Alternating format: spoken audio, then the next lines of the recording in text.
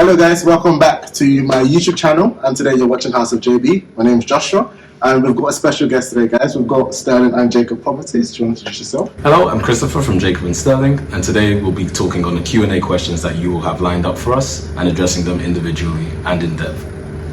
Perfect. Right, cool. So just to give a bit of a background, you guys might have watched my last video. I'm a property developer mainly in Glasgow area. Guys out there who doesn't know, I am doing my master's at Glasgow University at the moment. My background initially was actually in software engineering, but that wasn't completely fulfilling for me. Really nice, still do it. I still dabble in a bit of tech sometimes, but property development is pretty much what I do in a full time now. And then I also do own a few other companies on the side as well. Do you want to sort of tell us a bit about Christopher, or what your background is really? Yeah, essentially Jacob and Stirling is the company that me and my partner had started, and essentially what we do is we source properties to investors like Joshua, and we also get into contact with vendors to actually get these properties. So to me, property is more of a commodity in which treats itself like a product as opposed to us actually investing and buying our own. University was the University of Glasgow, and I got my bachelor's in pharmacology, which also has nothing to do with property at all. However, my interest in it is the thing that propelled me, or in business in general, enterprises had propelled me into property, it being one of the highest ticket businesses and enterprises you can actually get into. So essentially, which essentially explains why I propelled myself in that direction. That actually links into my next question, which is for the first question that we got asked today, which is basically why property. So I'll start off. So the reason why I went into property was initially anyway, for me, it was a way of me diversifying my assets. If there's one thing that COVID taught us, that no business is really safe. A lot of things can happen which can sort of subside your business entirely. Yeah. So I wanted to diversify a little bit, which made me sort of look into property. I then realized that actually there's a lot of money to make in property, isn't it? There's so many different sort of strategies that you can do. And the thing is that initially, I like most people out there, you just think all the things you're going to do is be a landlord, buy to let, that's it. But then you get to sort of learn about sourcing, lease option agreements. You get to learn about all the different options that you can do out there, developing all that kind of stuff as well. Yeah. So once I actually was able to sort of dip my feet in there, I realized that this is something I wanted to just go into full force, and that's pretty much how I went into property. Did my first flip. I didn't make that much money, if I'm being honest. Probably made about 10 grand. 10. But yeah, probably made about 10 grand, about 6 months of work. You're probably happy. I was very happy at the moment. I was very happy at that time because it was, one, obviously 10 grand at that age I was really good, and then two, it was the fact that the whole process. So taking something that's essentially is unattractive to the eye or to most people, and seeing the value in that, putting the money into that, and hoping that it sells for the amount that you're hoping it sells for. And it did. I did sell for a little bit less, but that's just been an experience and stuff. Of course. But yeah, and then after that first flip, it was like there was no turning back for me. Property was just full force. Of course. That's it, and I pretty much went crazy. Yeah. But yeah, so how did I get into it? Yeah, how did you pretty much get into it? Well, it started off essentially with me being one of those people that thought that you could only get into property if you were a landlord or something. Yeah. Well, so I essentially started with no money. As a student, I had nothing. I was broke, essentially. Those noodles saved my life. However, there's something in property for literally everybody, as you just said. Yeah. So the way I got into it was sourcing. Essentially, you will be told a lot that you need no money to start. It's only somewhat true. You do need some money for compliance, obviously. You don't want to start breaking laws. So essentially, I had leveraged the fact that you can actually get into property with sourcing. Yeah. And with my first deal, that had actually fallen through, and it was really demoralizing. I think I might have gone on the phone to you about that. I remember that. At that point, I did want to quit. but at the same time, there's something about the idea of how much you can make off of a high ticket sale like that. I just wanted to propel full force into it. Yeah. Kept going. Our first deal, it wasn't much money. This is when Jacob and Stirling was in its infancy. We made around, what was it? It was around like 2K off of this deal. Yeah. So essentially we could have made more, but we wanted to get through the door of getting that first sale. Because especially with the trauma of losing the ones before it, and all of the effort that went into those, and how much of our emotions we poured into that, Yeah. So with the first one, we celebrated, and that was great. And from there, we just didn't stop. So for those people who don't know what property sourcing is, essentially it's finding good deals, which is on or off the market, and presenting those deals to investors. And investors will then pay you a sort of like a finder's fee. It usually ranges anywhere between $2,000 to $5,000 for that finder's fee.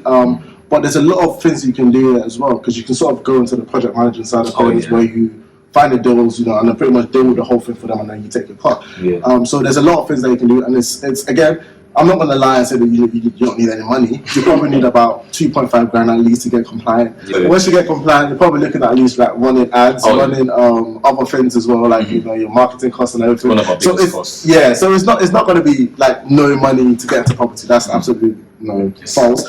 But hopefully, like most people out there, especially if you're a young person without too much stuff on your plate, you can scrape about $2,000 together. If you're a young person, you don't have anything going on, and if you're not doing it. So like you don't. Hopefully, if you don't have kids, you don't have like the most expensive bills. If you're a student, you're not going to pay council tax. Honestly. So you can probably scrape about $2,500-3,000 together to sort of get into this.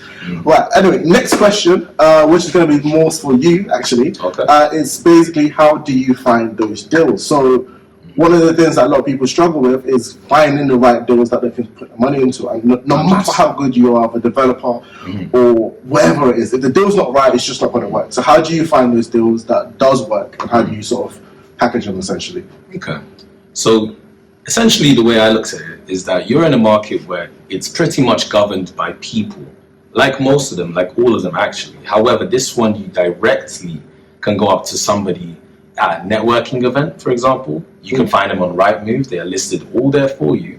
You can also run ads. Running ads is one of my favorite ways to find some of these deals. Okay. You might get a deal directly to somebody that is source a deal directly from somebody that needs to leave the country.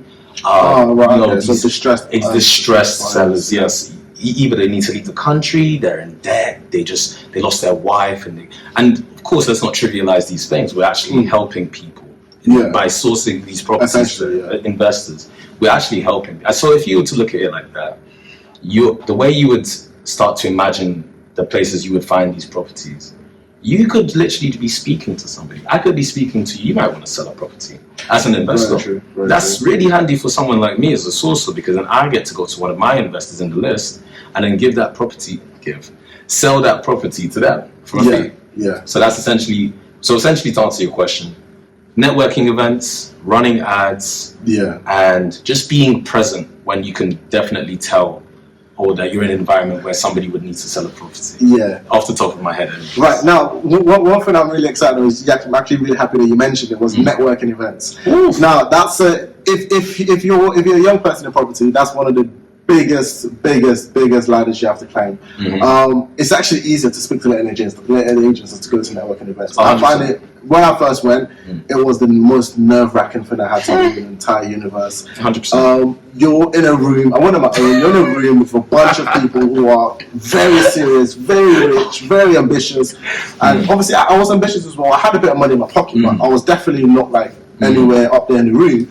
But it was just that imposter syndrome, where you feel like, don't really belong here. So the way I kind of go over it was when I just said, you know what, I'm just gonna go for it. I just started talking, and then because I invest in Scotland and my networking events is based in Hertfordshire. In Scotland. Yeah, so I invested in Glasgow, isn't it? So my networking events is based in Hertfordshire.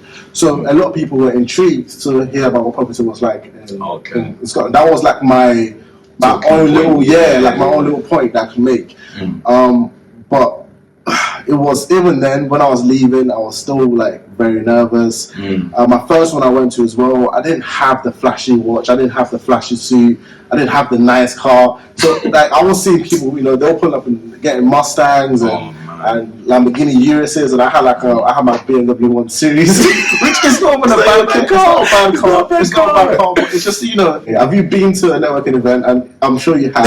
Okay. I'm sure you have. And obviously, when you went, how did you find that experience for yourself? The first time I went, I never wanted to go again. That was honestly one of the hardest things I've been. And it isn't, but the mindset you put yourself in is the mental barrier. It's literally like, I went in there and I sat down and I kept my head down like this. People would pass me like, are you okay? I'm just, Thank you. I didn't feel worthy enough to speak to. Like the watches alone were probably more than the house that I was brought up in. So it wasn't really encouraging because I just didn't believe that you would be able to put yourself in my shoes. That I'm just starting out. However, they've all been there. They've all been there. Every single one of them. Okay, well, a lot of them have been there because some people are born into old money. Yeah, old money. However, like once you cross that barrier and maybe a drink or two. that does honestly, before you go, like just to quell the nerves a little bit. Don't get drunk. Don't get drunk. My God. But yes, it does eventually get a lot better the more you push yourself into those environments, and you get to meet a whole bunch of new people. Yeah, that is the most beautiful thing about it. Is that like you can learn things that you didn't even think that you would learn that day. Like. There's times where I've learned little hacks and little tricks on how to deal with builders, which we'll speak about in a minute. There's so much things that you can just pick up on by just speaking to like-minded people. And even if you don't learn anything, you get to connect and meet people, which you never know when you can utilize them in the future. Exactly. What's that? It's like your network is your network. Net worth. Yeah. Isn't that a song? I don't really know that song, but like your network is your net worth. So I really do believe in that. There's people where I've met and I didn't think that it would be useful to me. 3, 4, 5 months down the line, I'm like, oh yeah, I've got this guy on my phone. I just give him a quick one. That's it. Problem solved. Made a connection. You made a connection. Like that's useful to you. Right. So next question. I'm probably going to be one who answer this one a little bit more, but it's how to deal with builders. Now I know you have experience of dealing with builders, but as a property developer who I predominantly spend my time with builders. This is your forte. I'm probably going to answer this question. So in terms of dealing with builders, I will be absolutely honest with you. It's probably one of the most difficult things in property. Property as a whole is very difficult. Dealing with lawyers to dealing with your letting estate agents to dealing with the builders, everything is very difficult. But the ones that you deal with, that's the hardest to deal with, is builders. Now the reason for this is any sort of concept that you have for professional companies, just scrap that when you're dealing with builders. You're just talking to people. Don't expect, your nice, friendly, hello emails or your kind regards. Like, don't expect that. Isn't it because you're working in Glasgow? Well, it could be because of the area. I don't want to say anything about Nothing wrong with Glasgow. I absolutely love the area, but they're very, very sort of unprofessional, especially when you're dealing with the builders, and you have to really adjust to that. It doesn't mean that they're not good at what they do. They just don't really prioritize customer service. They prioritize their work and they prioritize the value that they'll add for you. I have a question. Yeah. Do you think they talk to you differently when you come in all professional like we are? I've tried all sorts. I've tried all sorts of strategies. I've tried coming in hoodies. I've tried coming in suits. They just don't care. They can just smell it. They just speak to you. It's not about how you present yourself. It's about the fact that one, obviously they can smell if you're not well seasoned in what you do, and then two, they can pretty much they just speak to anyone the same. So it's not really necessarily about how you present yourself. It's more so about knowing exactly what you're doing when you approach. So in terms of how we actually deal, to answer the question, before you do a viewing of the builder, or before the builder comes onto your site, make sure you know exactly what you want done. It helps to have a spec sheet. So by a spec sheet, I just mean list out everything that you need to be done. I need my flooring to be changed. I need to get spotlights. I need to paint this wall.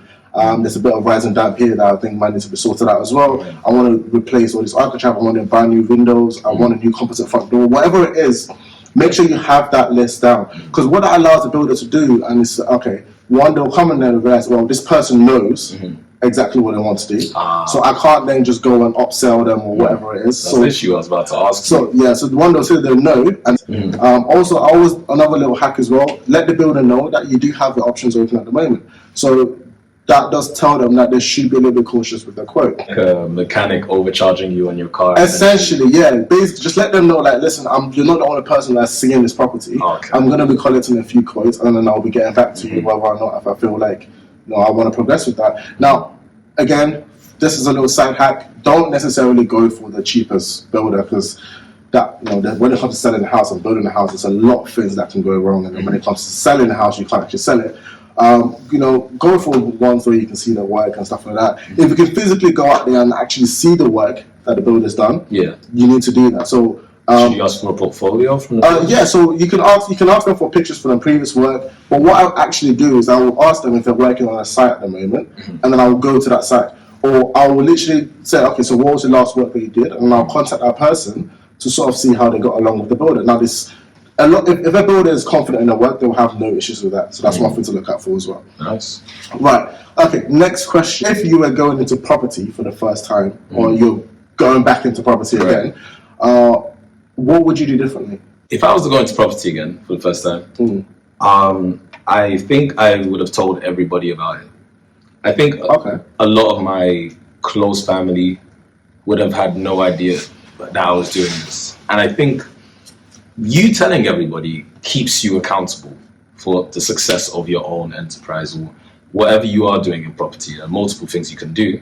But if you let everybody around you know, they are going to keep you accountable for your own progress. Right. They'll say, Joshua, how's the development going? What about the house that you told me about last week? Is it still? Do you still have the deal? Yeah. Are you still going to source to so and so that you said you were going to? Yeah. If you have that sort of pressure on you, and a lot of people say that it might become even more overwhelming because property can be.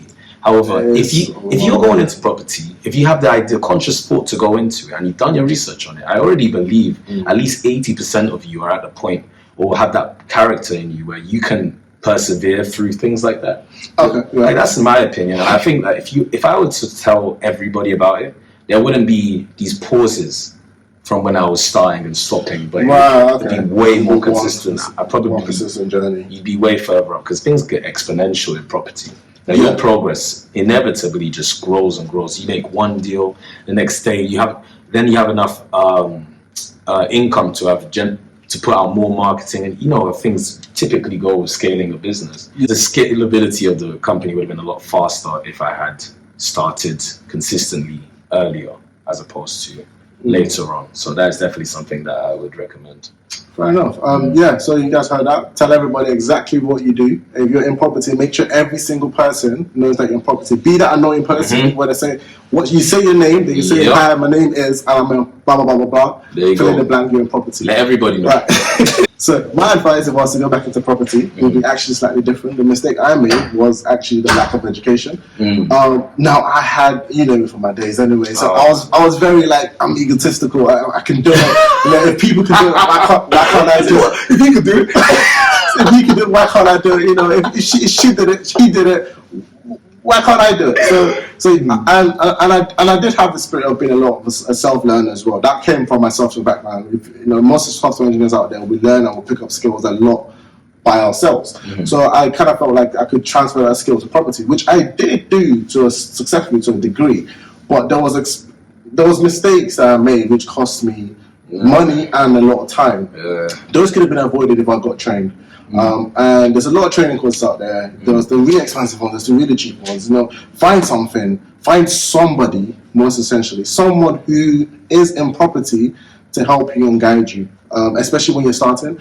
That's probably the biggest thing I'll say. And then the other mistake that I made as well when I was starting was to, again, kind of similar to you. I did tell everybody, but I still was a bit hesitant to sort of fully commit to that. I had other businesses going on inside, and they were taking a bit of my time, and I was a bit hesitant to just commit, especially because I dived into buying and reselling. So it was such a big chunk of cash that I was just sort of reinvesting back. And when you have to put 60 grand, 50 grand for the first time, it seems like okay, that's a lot of money that I have to put into that. So that was I probably had about 5-6 months of where I was just holding myself back from actually just making that step because of how much money I had to invest into it. But if I did get the training, I would have been more confident to put the money. You would have known what you were doing with the money. Exactly. Yeah, so that would help. That was definitely would be my own personal take on that. Next question. This was a bit personal. We're getting a little bit personal now. Talking. Okay, chill out. This was a bit personal. So next question is basically going to be where you want to be in 5 years. So 5 years from now, this is 2023. Yeah. God, I forgot a year. This is 2023. So 5 years from now, which is 2027. Yeah. Where do you want to be? Let's see. Well, from this point. Hold on. 5 years is 2028. Did you say 2027? So he's good at running numbers. Okay, let's run that back. Okay, so where do you want to be in 5 years? 5 years. This is 2023. Right. 5 years from now is 2028. That's great. Right. So where do you see yourself? Where is Chris in 5 years from now? Well, a lot could happen in half a decade, naturally. 5 years from now, I'd definitely like to see myself with a portfolio worth about around 3 to 5 million. I believe that sourcing is a good way to get into property, and it's something which you can utilize to build your skills, especially if you struggle with things like networking and communicating with people and getting that understanding of property. However, I don't think it's, me as a person, I wouldn't like to just dwell in one thing. I do pride myself in being like almost a jack of all trades. Okay. So I would definitely like to explore almost every facet of property. Oh wow. Okay. So, you know, I may even go into staging. You know, I really do have a little personal touch for staging. I do think that's actually a pretty neat thing to be able to do. You can really increase the value of a property like that. Yeah, 100%. So definitely, but the main thing would definitely be the portfolio. That is what my eye is on, because in the long term, definitely would like to build more of some generational wealth. Property is a great way of doing that. Yeah, definitely. 5 years, have my own portfolio. How about you? Well, so obviously I've got a few different sides of things. I've got my business side of things, which, of course. I'm not really going to speak about that, but that has its own personal goals. And in terms of like my goals of property, I would like to say I have somewhere between 8 to 10. Okay. But obviously, as you know, I don't hold any properties at the moment. Yeah. Well, barely anyway. Most of my properties are just going to be simple flips. I'm quite opposite in the sense with you, in the sense of I've dabbled in a lot of the different sectors, your rent to rent, your rent to SAs, your lease options and all that stuff. And in the next 5 years, I know exactly what I'm going to be doing. I'm not going to be trying anything new, unless it was like, you know, really, really, really nice, lucrative deal. Then of course I might just try it. Have to. I can't say no. Gonna keep an open mind. Yeah. But I don't intend to start focusing on anything new or anything sort of any new different areas. I intend to sort of stick to my flips and sort of property renovations. That being said as well, actually, like you mentioned with staging, my business partner House of JB do have a staging department. Oh, there's a staging department? Yeah, so we do staging as well. We stage our properties and we stage other people's properties as well. Yeah. Again, staging something that can add anywhere between like 10 to 15% it's above home report value. So you can really make a big difference when you're selling a home, which is it's nice to see. It's a bit more on the fun side of things. It is. Not the logistics, but like the actually staging the property is a bit more on the fun side of things. But yeah, so I'll say about 8 to 10 mil. And then obviously I have my business side, and obviously I'll be having my McLaren as well. Okay. Anyway, let's not get into that has nothing to do with property. Let's not get into a conversation about cars. That's a whole other different video. So the next question is basically this question's for you actually, which is auctions. Auctions. So love an auction. Now, auction is one of the things that a lot of people like. Firstly, auction's a whole different ball game. 28 days to close. You have to pay your auction fees as well. Legal packs. There's a whole different ball game when you're talking about auctions, right? So obviously, as a property sourcer, one, do you sort of source those from auctions? And if you do, how do you go around packaging those? What's your whole idea around auctions anyway? I'll delve into the part of auctions which I actually enjoy, which is the part where I can actually make some money. So there are two essential ways you could do this. Now the first one is where you call up the auction house, and before you speak to them, you get on good terms with them, and you use the skills that you just picked up from you networking, like I just advised you to. And from there, you go on the phone to the auction house, and then you start speaking. You have a great old time on the phone. You then say, any properties that you're going to put on auction, before you put them on auction, just give me a call. So, so snapping them off before they go to, and they're gonna largely be below market value. A lot of properties. A lot of them are below market value. It's perfect. So now you can go source this one to somebody, or if you're a sourcer, you can go source this to somebody else. Yeah. Or you can actually sit through the auction. Yeah. So you can speak to a disgruntled investor who didn't get the house that they wanted at the price that they wanted, but now you know some information that you didn't know at the beginning about that one person. And what they want as well. You knew what sort of house they were looking for. Yeah. You knew what price they wanted it at. You knew what got them excited about that house. And if you have something... This is gold stuff, guys. This is gold. This is free game. This took me a while to figure out. But as soon as you have those pieces of information, you might have the property that they're looking for at that price. Maybe you know somebody who has the house that literally fits into the criteria that got that investor so excited. you go up to them and be like, I know you just missed out on that deal, but actually, if you just put your number in here, I can actually be able to source your deal very similar to that, the same ROI, the same purchase price, or even it might even be at a better rate. And then you just mention your fee, they'd be so excited, they'd probably jump at it. So that's happened to me. I've made quite a bit of money from auction houses, so I definitely recommend that if you were just getting into this. Like one of the nightmares I would say, and for people to be careful about, is understanding legal packs. Now, legal packs they're not written for people like me or that to understand. They're written for lawyers to understand. It's kind of like a whole other language. Yeah, if you want to go down the route of sort of learning how to understand the legal packs, that's absolutely fine. But just be very careful with that. There's a lot of things that sometimes you just might not pick up on. Some houses might have some sort of certain charges on them. The mortgage might not be completely paid, and you're not too sure about that. It could be uninhabitable. You might not be able to get a mortgage in the house. So just make sure that you understand. Asbestos, that knotweed or whatever it is. Just make sure you understand exactly what you're getting yourself into in auctions. When you're going down the route of buying a house, just generally, you can have your home report. You have your surveyors go in there. You can physically go in there and damp and sort of check for damp yourself if you want to. But you can't do all this stuff for auctions. They usually host one viewing, you're allowed to be in there for like half an hour, and then that's pretty much it. You can't see anything anymore. It's true. And in that one viewing, you can't start ripping papers off and ripping a floorboard, so you don't know what's underneath that stuff. So you can't tell what's wrong. So auction is a very very dangerous game. But one thing I would say is, if you do go for it, make sure you know your legal packs. Make sure that the numbers work. So if the numbers doesn't work, then obviously don't go for it. But also give yourself a very large buffer. So when I go for auctions, I make sure like, okay, this is, let's say I want a 40k profit. This is 40k profit, but actually I want to make sure I can get at least 70k profit. Because if let's say for example I get in and I'm like, oh actually the roof is terrible, or I get there and so actually I thought this windows were alright, but this windows all needs to get replaced, 7 grand.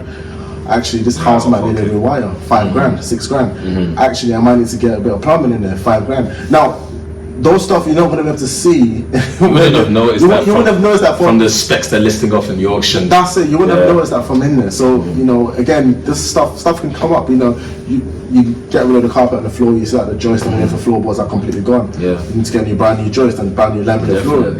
Those kind of stuff is absolutely unpredictable, especially when you go for auction. And next one I'm going to speak about is business partners.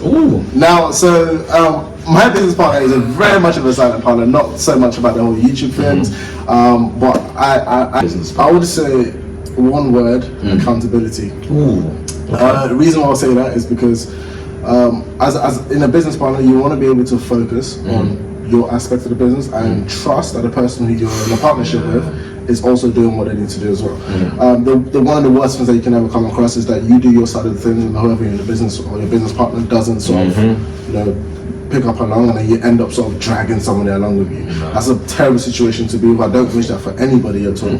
So make sure that whoever you're going to business with is accountable. Look at certain aspects of their life. If there is trends, and I don't want to sort of say people can't change, but there's trends. If you're looking at someone who constantly gets bad grades, someone who constantly gets bad grades, and someone who is very comfortable in a certain position that they're in at the moment, maybe dropped out of university. No, that doesn't necessarily mean that the person is, silly or goofy, but you need to ask those questions why.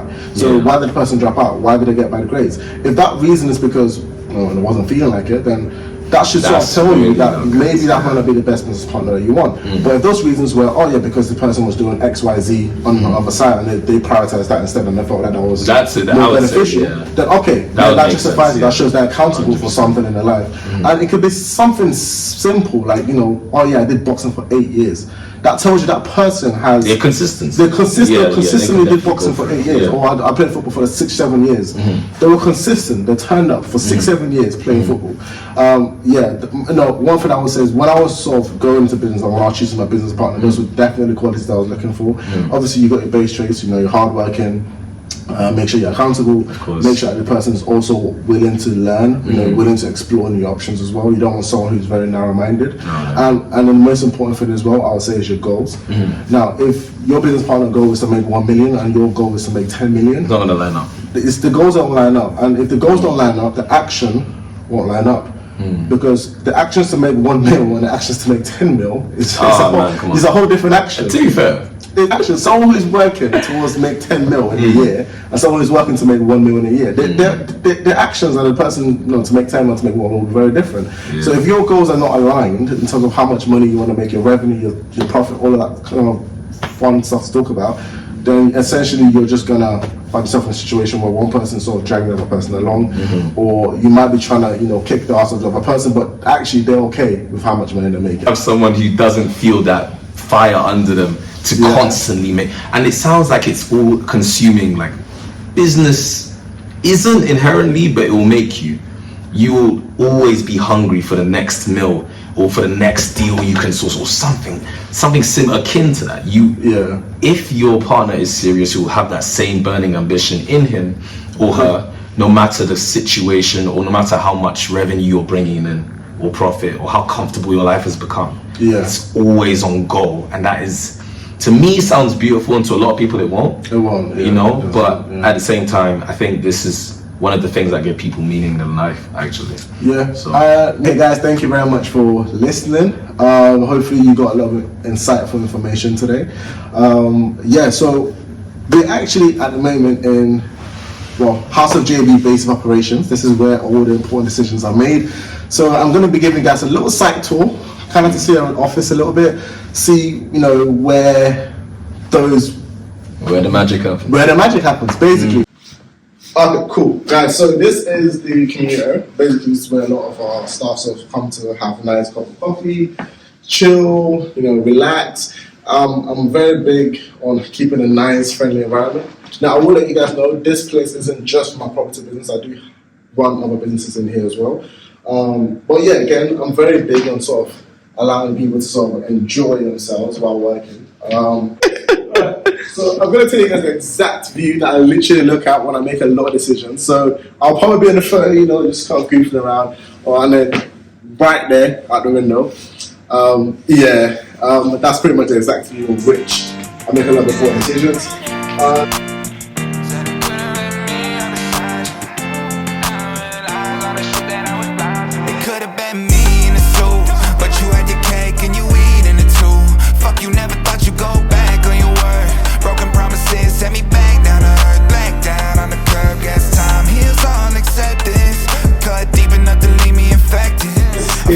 Is pretty much where I work with my close team.